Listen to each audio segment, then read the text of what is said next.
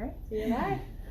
Well, it's nice to see you again, You Michele. too, How are you doing? I'm good. How about you? Great. So I'm here with Michele with Mathews HR Consulting, and we're just going to go through some questions about why you should have somebody doing your human resources, and if you don't have anybody on staff, why you should outsource this position.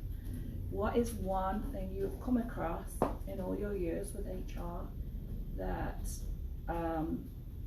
company business owners should know? One of the big ones is be careful with the questions you're asking. You cannot on an application ask for a social security number. You can't ask them their date of birth, any of those illegal type questions that could come across as discriminatory. Those are the ones that I'm getting inundated with still today in 2020, which has been outlawed for a while.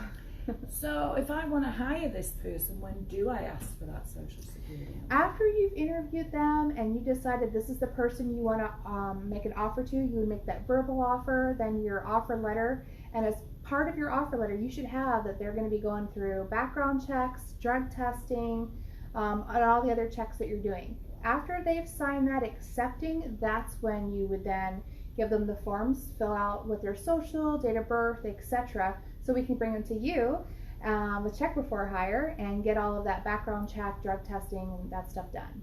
Have you noticed that people hire differently for different positions? For example, say a CPA firm hires somebody but doesn't do a background check. I have. And yeah. But then the next person, they do a background check.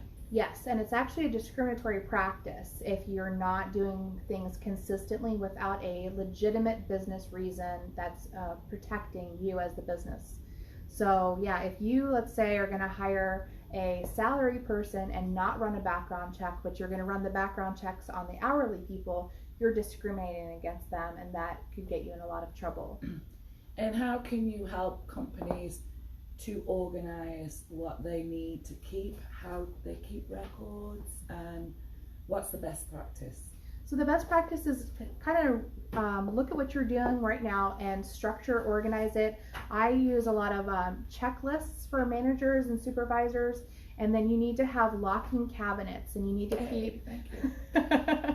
you need to keep the I-9 separate, you need to keep the privacy folder separate, and then you have a public folder, which is more like their application, their job description, things along those lines.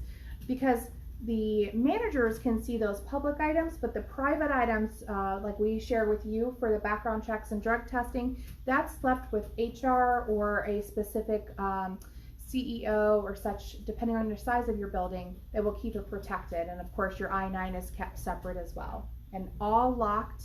A lot of places have double locks, and that's what's recommended, so you can protect people's information, especially with identity theft as bad as it is.